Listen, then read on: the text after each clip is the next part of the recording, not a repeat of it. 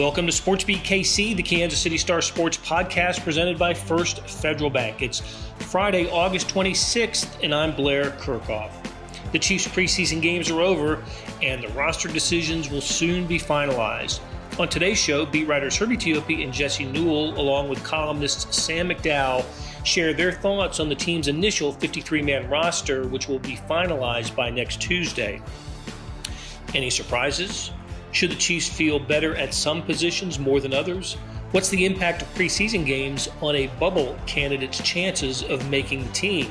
We cover all of that on today's show that started as a SportsBeat Live. Also, Herbie's 53-man projection is available on kansascity.com. Let's get started. Hey, good morning from Kansas City. Welcome to SportsBeat Live, presented by First Federal. This is the show where we talk Chiefs with the folks in the media who know them best and with you. Please send us your questions and comments and talk Chiefs with us. So we are coming to you on Friday morning instead of post-game Thursday when the Chiefs finished up the preseason by beating the Green Bay Packers. And we did that to give Herbie mostly additional time to formulate his 53-man roster. So on today's show, we're going to talk about this final roster. Herbie's made his cuts, and he's either going to make or shatter the dreams of several Chiefs, and looking forward to hearing that. But before we start, let's look a little bit back at last night's game. Chiefs beat the Packers 17-10. The highlight of the game, I think, may have happened before the game, or at least before the first snap, and that's when Patrick Mahomes came out on the field and lined up the Chiefs in the huddle as Len Dawson would have done. Len Dawson, of course, Chiefs quarterback, Hall of Famer, broadcast legend in every sense, died earlier this week. So before we begin, why don't we hear from Andy Reid, who explained why the Chiefs did what they did and how they did what they did to open the game last night. Wire huddle. How did that all get set up? Yeah, that was Clark's suggestion, and players completely bought into it and wanted to do it. And then we added just a little wrinkle at the end there, where I'm the official. Craig did an amazing job of mentioning Len. But listen, it's a tribute to a great person, a great player, and then all he did in your profession. There, very seldom are you a Hall of Famer in two different things, man. He had a wonderful life and really took advantage every day he had on earth here. So, since Pat didn't play tonight, other than that one play, whose idea was it to get him involved? Did he sort of volunteer for that? Yeah, he wanted to jump in there. Kelsey, who wasn't going to play, he wanted to jump in there. Yeah, that's what I'm saying. I mean, and then the defense couldn't wait to see it. I mean, it was crazy the way it worked out. It was, Spags was going. He missed it, and he was the guy that was most excited about it, and he missed it over there talking to his guys.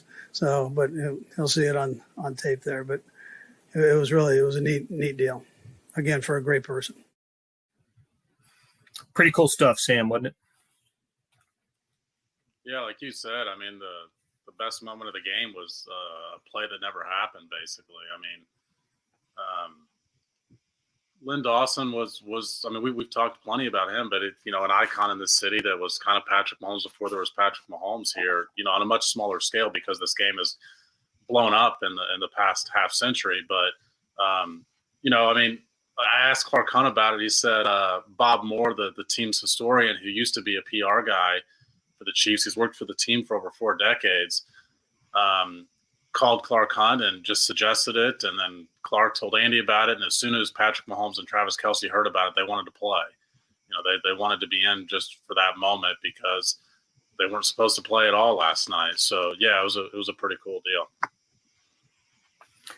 So, like I said, the Chiefs went on to win the game 17-10. And if I had to do a kind of a hockey 3 stars of the game, I think I'd go Shane Buechele, Brian Cook, and then Darius Harris for just good performances by them. Jesse, I wanted to ask you about the running game, which looked as good as it has throughout the preseason. This was the best production from the running game in 3 games.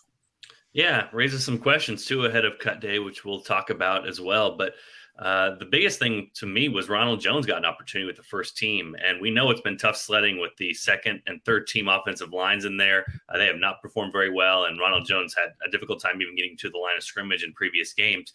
When he got his opportunity, I thought he was pretty good in there and, got some rush yards. Isaiah Pacheco got his most extended run. He was in there from the first quarter through the third quarter as well. He had some success, but the Chiefs go over 100 yards of rushing. Andy Reid made that one of his first comments afterwards. It said they needed to be able to run the football after the previous 2 games and after, mediocre columnists went after them to be able to run the football, before this game as well. So, yeah. You can smile, Sam. Jeez, gosh darn. Anyway, the question remains now with Ronald Jones. Is he going to make the team or not? They signed him early in the offseason. That kind of remains. If they're going to keep 3 running backs plus a fullback, then he seems like the odd man out.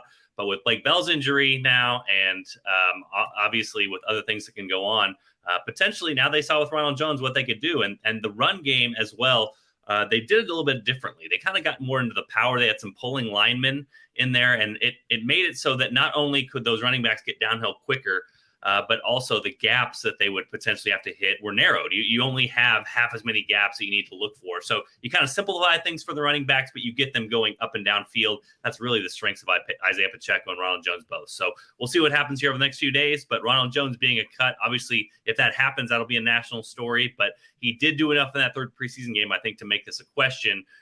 Going into the game, I think most of us thought that he probably was not going to make this team. All right, Herbie, let's dive into this.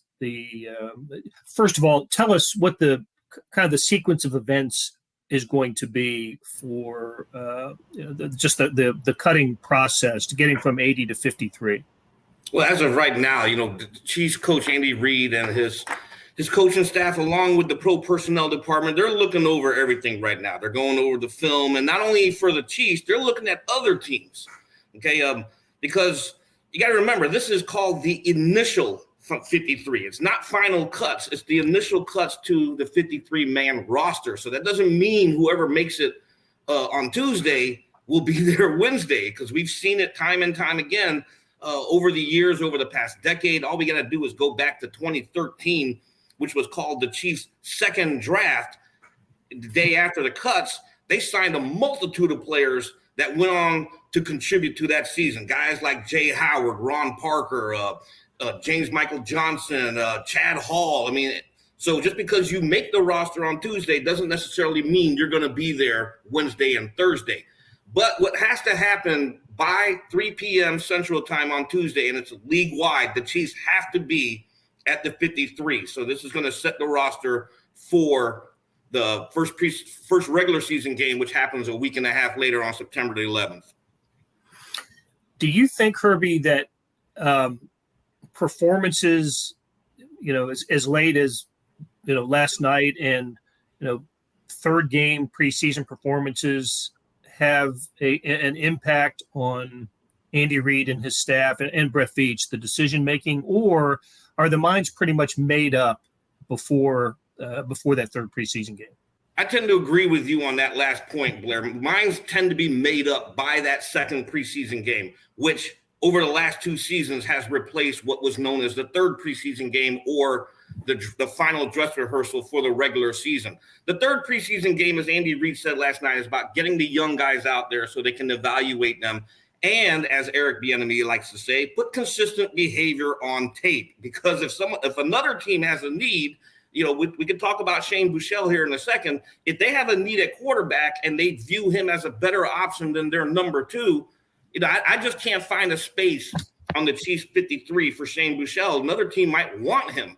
Ronald Jones finally had a good game, but you know what? I'm going to take that with a grain of salt because that last preseason game, he's facing mostly backups. So if another team has a need at running back position and the Chiefs decide to go a different direction, all of a sudden he becomes a commodity out there. Putting consistent behavior on tape is what we aspire to here at SportsBeat Live. Hey, all right, let's dive in. you start at the top at the quarterback. You say they're just going to keep two. This was, I thought Shane Buechele might have been the MVP of the preseason for the Chiefs. He looked good, and there's no room for him on this 53-man roster, you're saying, though, right? No, I don't think there's going to be room for him. Okay, you got to remember when the Chiefs brought him on the active roster last year, this would have been around November timeframe. The Arizona Cardinals at the time were dealing with injuries to their starter, Kyler Murray, and then their primary backup, Colt McCoy, was down. So they were down to their practice squad quarterback, and they needed quarterback depth. So they sniffed around and tried to get Buechele on their active roster, and the Chiefs said, we're going to bring him up. Going into this season, and you look at Andy Reid and Brett Veach's MO since they've been here, they've always typically carried just two quarterbacks, and it's going to be Patrick Mahomes, obviously. And if you have to go with their backup, they're going to lean more on their veteran, Chad Henne. Okay.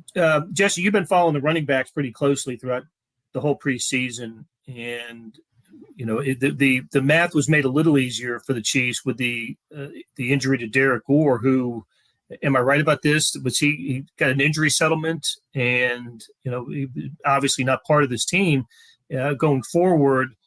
But you saw something in Ronald Jones, a need and a player whose style seemed to fit that need. But now, if Herbie's right, he's not on the Chiefs' initial 53, but I thought he looked good last night, and I wonder if the Chiefs, but the fact that they played on Thursday and they've got 4 days to think about this and talk about this, would strongly consider keeping Ronald Jones. Yeah, this might be the only exception to the last preseason game rule, because it did look like the Chiefs on purpose got him out there with the first team to see what he could do. You know what I mean? And that's not the opportunity he's had so far. And again, sometimes situations change. Maybe a week ago, the Chiefs were pretty set on cutting Ronald Jones, but then, like you said, Derek Gore, who was probably going to be on the practice squad if he was healthy, that's kind of your security blanket. If he's gone, all of a sudden you're kind of moving down your list of options when it comes to running backs. If one of these guys gets hurt, and we know that, Jerick McKinnon's a little bit older. CEH has not been the model of health when he's been with the Chiefs. So that could potentially be something they look at. I mean, kind of what complicates this whole matter is that Andy Reid always keeps a fullback. And so this would probably be a pretty easy keep for the Chiefs if they weren't keeping Michael Burton, but we know they are, because that's what Andy Reid does. We'll see what happens with this. Like I said, the roster math of this kind of shifts maybe a little bit with Blake Bell's injury. If they think they can get by without him, I don't know. Potentially, we're talking about the waiver wire ads and how you can make a team, but then get cut because another guy gets picked up off waivers. The Chiefs right now, that might be the number one position, is a blocking tight end, because we know what Blake Bell does, and there's really not anybody on the roster right now that does it exactly the way that he does, or that you would consider a really good blocker at the tight end position for the Chiefs that they want doing that. I mean, Travis Kelce is probably a pretty decent blocker, but you don't want him doing that because he's much better at catching passes from Patrick Mahomes. You'd rather have him in there for that. So that'll be something to watch. But I would say with the running back position, to me, Pacheco, McKinnon, and a CEH are locks. It's just a matter of figuring out for the Chiefs, what do you want to do with the depth beyond that? And did Ronald Jones show enough in that preseason game to say, hey, with a good offensive line, he can get downhill and hit that? And that was interesting. The first two carries he had with the first team offensive line, or at least early in the game, he hit a guy, and at first contact, he got 6 yards after that first contact. That was something that really the Chiefs running backs had struggled with all the preseason, is getting those extra yards. So if the Chiefs are looking for that and looking for a guy to have a little bit more security there, it seems like Ronald Jones would be a good fit. But again, can you keep more than 3 running backs if you're keeping a fullback? That kind of goes back to this roster math that Herbie talks about. I'll tell you, Sam, tight end is Andy Reid's favorite position. I'm convinced. He just loves to scheme and run plays for his tight ends.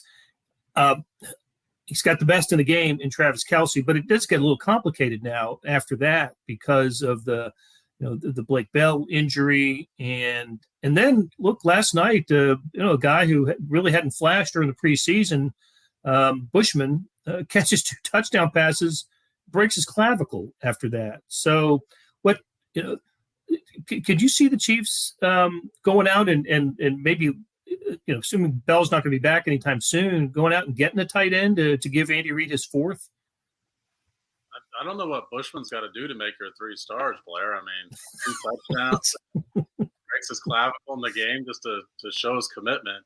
I think I definitely could see them potentially pursuing a tight end on the market. I mean, I actually think the Chiefs have a lot of moving pieces in these last few days, and it wouldn't surprise me at all if they made a trade, because there's a few positions, and we've covered a couple of them already, that have an extra body that I think will make an NFL roster this year, even if it's not the Chiefs. I think they have one of those at linebacker. They've got, if they only keep 3 running backs, the Jesse covered, I think Shane Buechele could make an NFL roster elsewhere.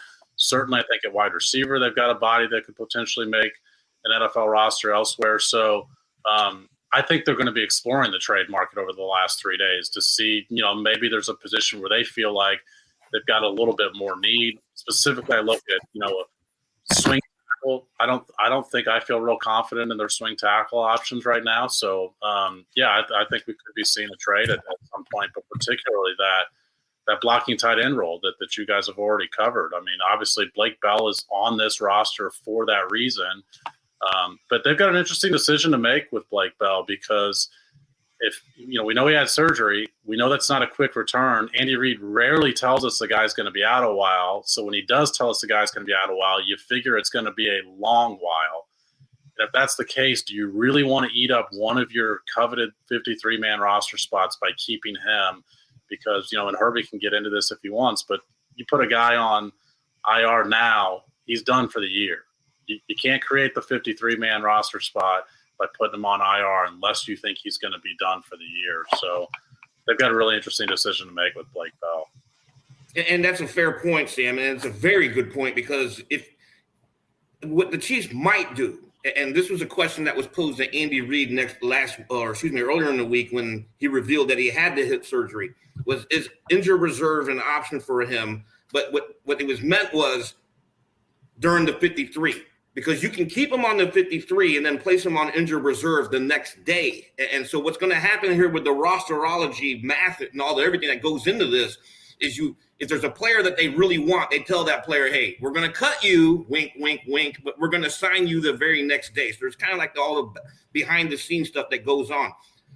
Recovery from a hip flexor surgery, according to most medical journals, you're talking about a 3 to 6 week recovery period at a minimum. So if Blake Bell is placed on injured reserve, now you're going to miss him probably for the first month of the year or the regular season. And like Sam says, you don't want to tie up that roster spot. So they got a decision to make here on Tuesday with Blake Bell.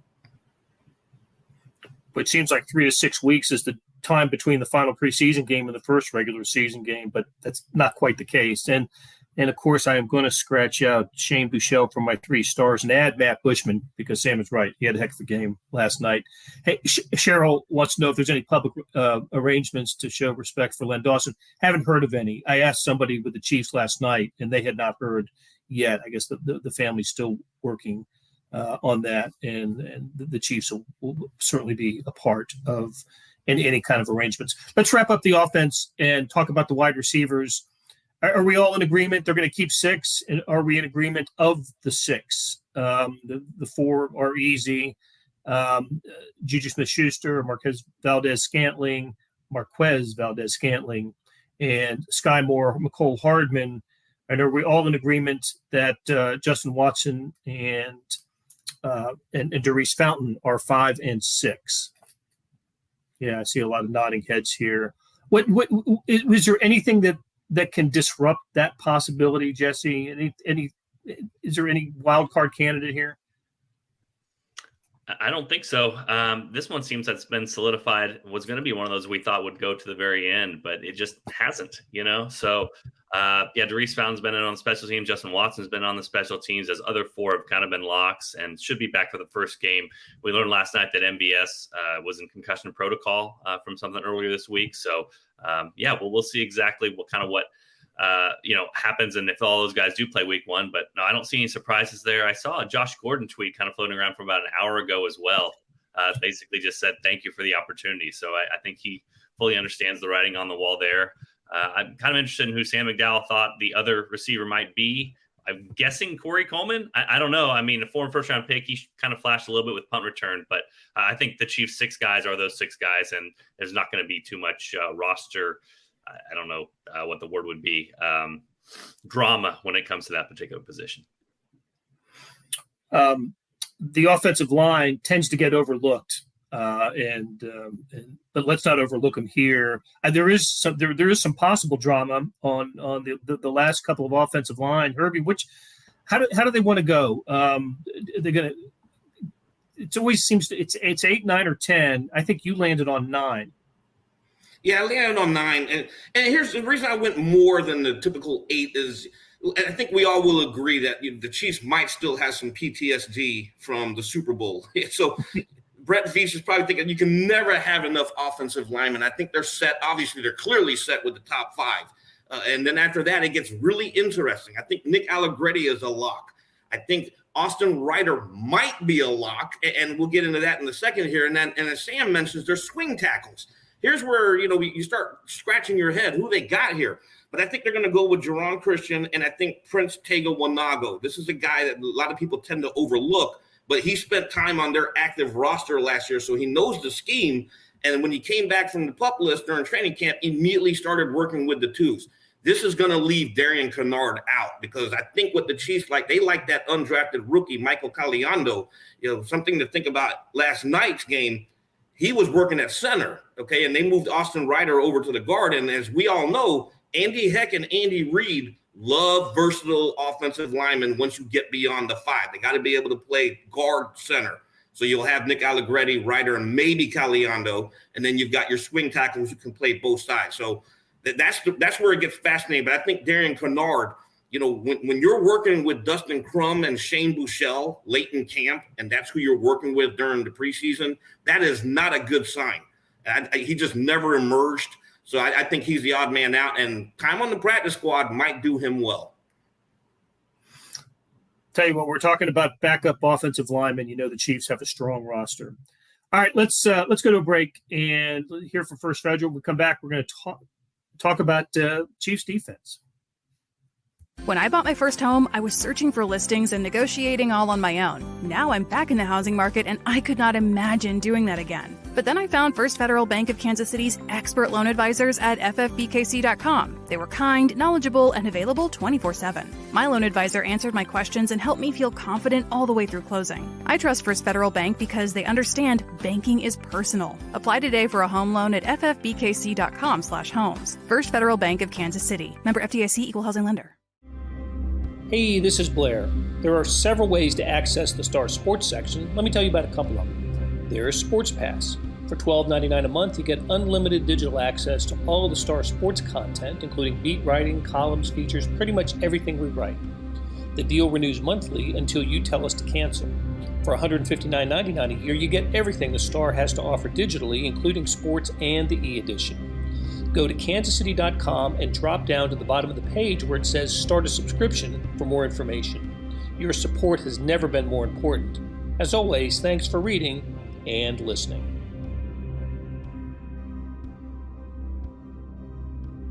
We're back on SportsBeat Live with Sam McDowell, Jesse Newell, and Herbie Teope. We're talking Chiefs, who wrapped up the preseason on Thursday night with a victory over the Packers, and now we're looking forward to the initial 53-man roster that's going to be announced for all NFL teams, or by all NFL teams, on Tuesday.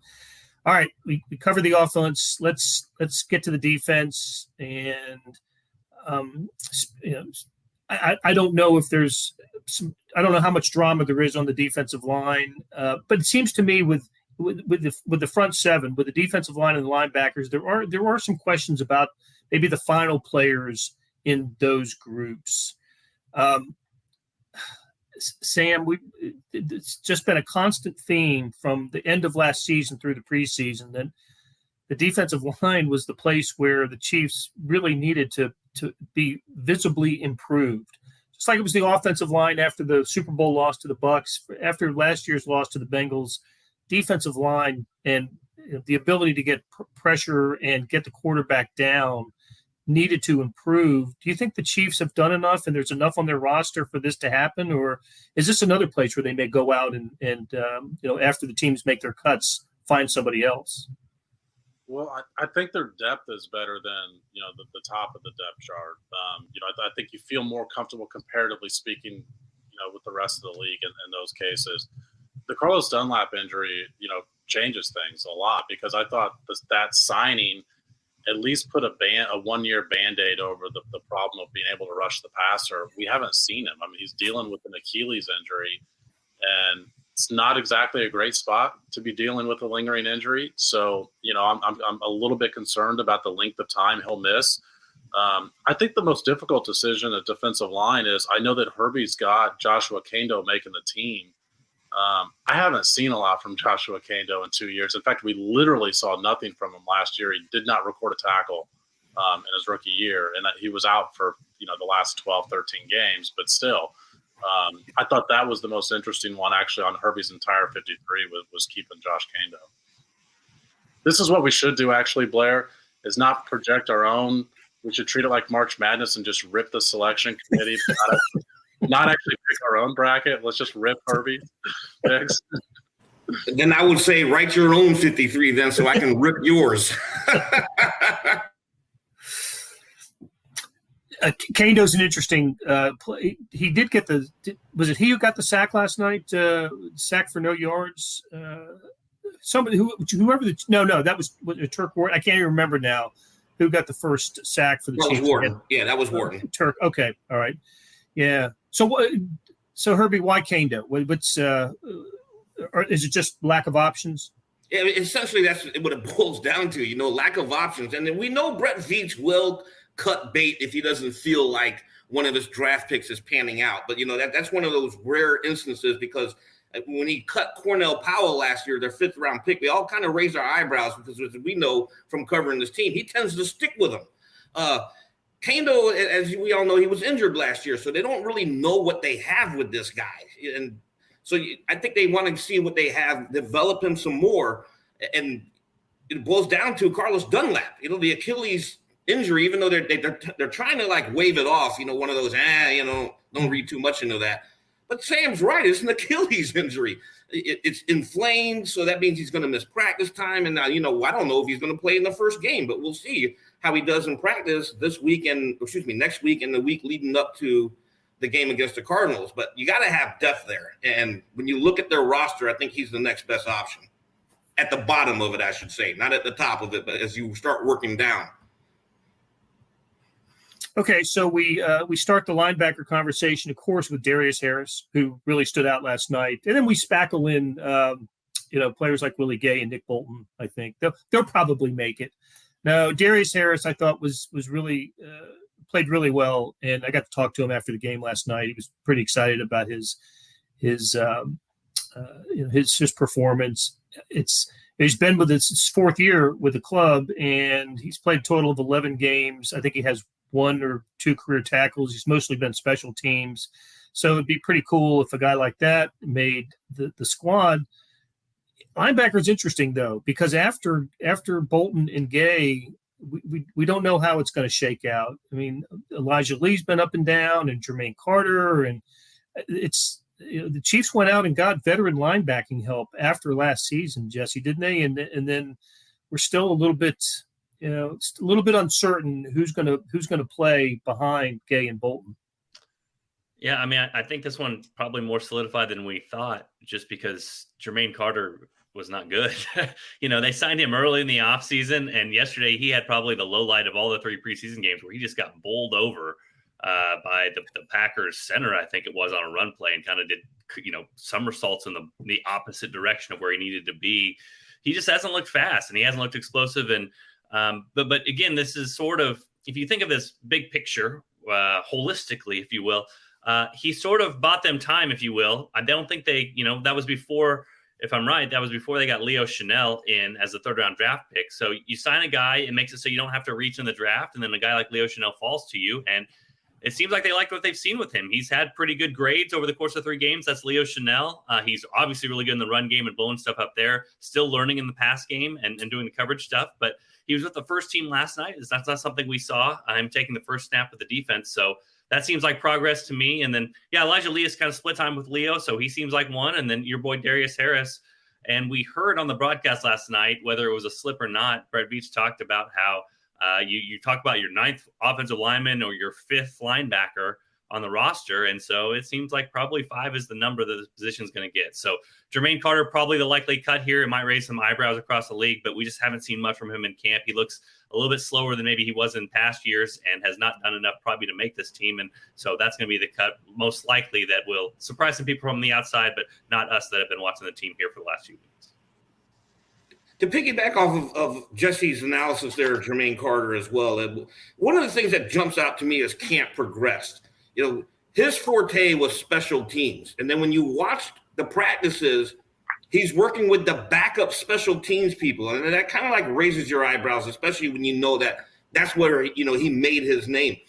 And if you're going to make the team as your 4th or 5th linebacker, you have to be able to contribute on special teams, and working with the backups just ain't going to do it.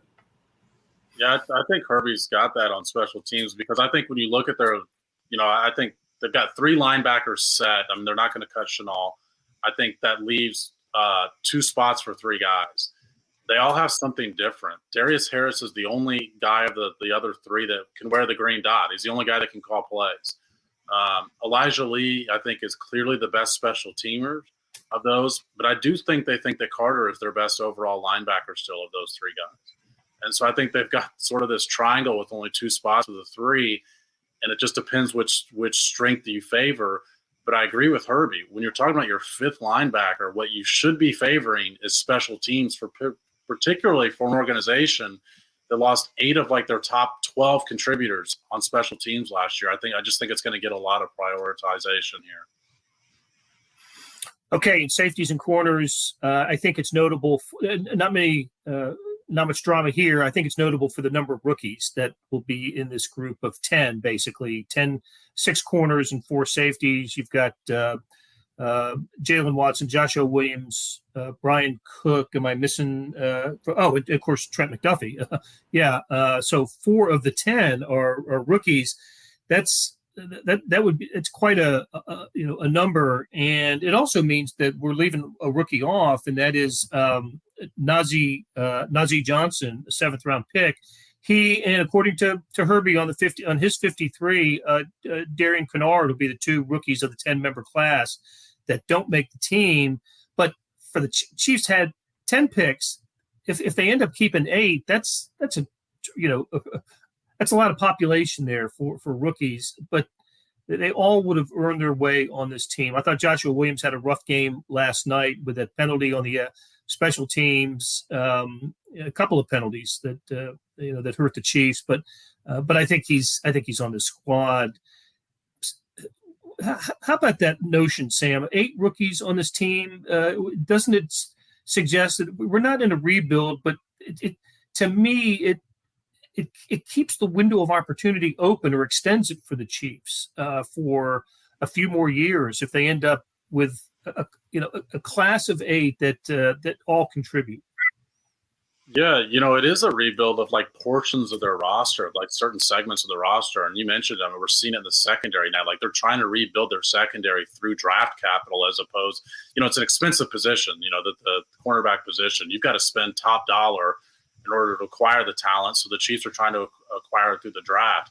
But one point on that, because I know a lot of people probably look and say, man, you acquired all this draft capital for Tyreek Hill, and now you're going to cut 2 of your draft picks. Brett Veach last year, which Herbie mentioned, when they cut Cornell Powell, was the first draft pick that Brett Veach had ever cut.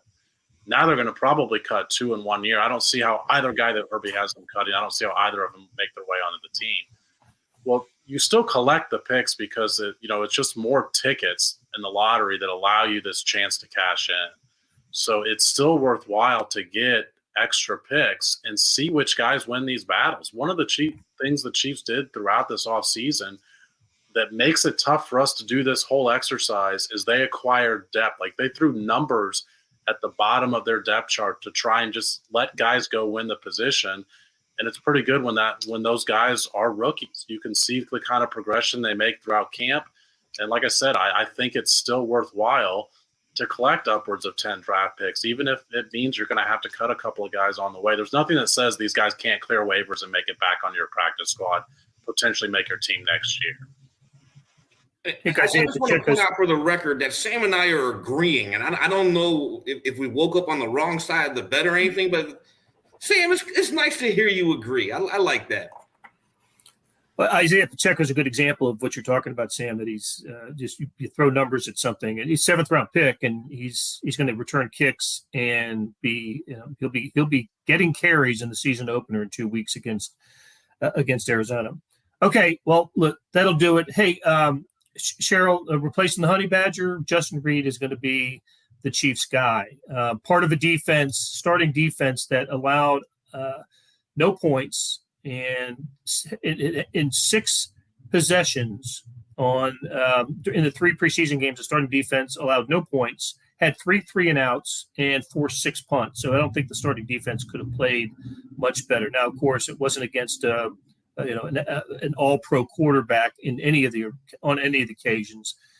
They will see Kyler Murray in the opener against Arizona. Okay, that's going to do it for us today, and got to thank Jesse Newell, Herbie Teope, Sam McDowell, and producer Monty Davis, and First Federal Bank for presenting today's show.